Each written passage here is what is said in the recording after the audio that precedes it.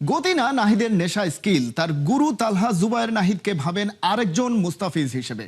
কথা কম বলা, স্লোয়ারে মুন্সিয়ানা সব মিলে ফিট থেকে ক্যারিয়ার শেষ করলে নাহিদ রানা নাকি হতে পারেন বিশ্বের সেরা 5 পেসারের একজন। তালহা জুবায়ের তেমনটাই বিশ্বাস করেন। নাহিয়ান বিন জসিমের রিপোর্ট।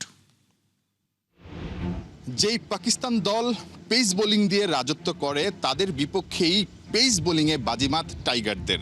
মিরপুরের হোম অফ ক্রিকেটে 11 বছর পর কোনো বাংলাদেশি পেসার 5 উইকেট পেয়েছে।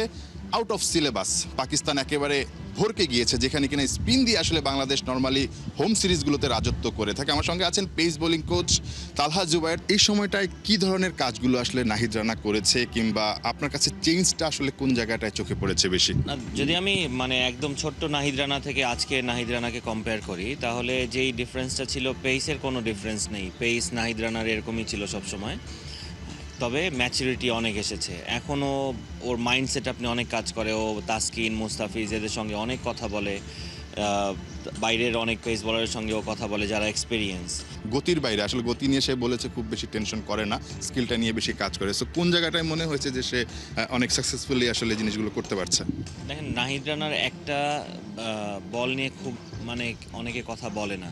নাহিদ রানার স্লোয়ার কিন্তু পিক করা খুব ডিফিকাল্ট, কারণ ওর অ্যাকশনের কারণে, এবং একদম লাস্ট মোমেন্টে। মুস্তাফিজ ইজ অন্য লেভেলের ওর কাটার, রাইট? ওর রিস্ট অনেক ফ্লেক্সিবল, কিন্তু নাহিদ রানার অ্যাকশনেও কিন্তু ওর যে স্লোয়ারটাও করে ওইটাও কিন্তু খুব একটা রিডেবল না। নাহিদ রানাও আমার মনে হয় ওয়ান কাইন্ড অফ মুস্তাফিজ, যে খুব মাইন্ড খুবই স্ট্রং এবং ও খুব চিন্তা করে, কম কথা বলে, নিজেরটা নিজে বুঝে, খুব বেশি প্রশ্ন করে না।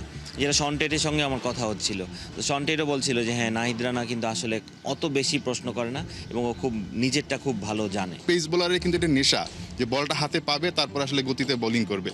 এটা কি আপনি দেখেছেন তার প্র্যাকটিসের মধ্যে, যে গতি নিয়ে কোনো একটা তার মধ্যে নেশা কাজ করা?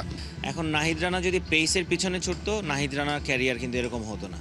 ও এখন চিন্তা করে যে ইন্টারন্যাশনালি কীভাবে আমি ডমিনেট করতে পারবো, যেহেতু এরকম একটা গড গিফটেড জিনিস ওর কাছে আছে। সো ও কিন্তু একদম আমাদের এইজ লেভেলের থেকে আসেনি। ও 19-এ আসছিল, কিন্তু ওর কিন্তু ওই সময় বোলিং রান আপে অনেক সমস্যা ছিল, একদম লাস্ট মোমেন্টে ছিল আমাদের সঙ্গে। সো আমরা ওকে পিক করতে পারিনি, কারণ রান আপের একটা ম্যাসিভ সমস্যা ছিল। এখন আসলে বাদটা কিভাবে দিতে হয়েছিল যখন দেখেছেন যে নো বলের সমস্যা? নাহিদ রানার ধরেন ম্যাসিভ নো বল করতো, ছোট না, অনেক বড় বড় নো বল করতো, আর ওর রান আপটা একদমই এলোমেলো ছিল। ওয়ার্ল্ড কাপে নিয়ে যদিও একটা বাজে পারফর্ম করতো, নো বল করতো, কিন্তু একটা ম্যাচেই হতেই পারতো যে আমরা ওকে আর খেলাবো না, আমাদের দেশে যেটা হয় আসলে।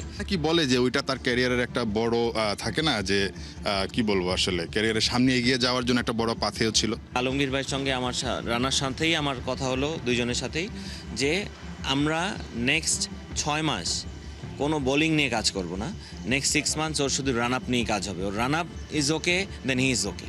সো আলমগীর ভাই, পুরোটা ক্রেডিট আলমগীর ভাইয়ের, যে যেইভাবে উনি রান আপ নিয়ে কাজ করে দিয়েছে রানাকে, রানার আর পিছনে ফেরার কোনো সুযোগই নেই। আপনি তাকে আসলে বিশ্ব ক্রিকেটে কোন জায়গায় দেখেন? আমি তো আশা করব রানা যদি এইভাবে চলতে থাকে, আমি আশা করি রানা ওর যখন রিটায়ার করবে, ও টপ 5 বোলারের মধ্যে ওয়ান অফ দেম। ওয়ার্ল্ডের? অবশ্যই, ওয়াই নট। নাহিয়ান বিন জসিম, 71, ঢাকা।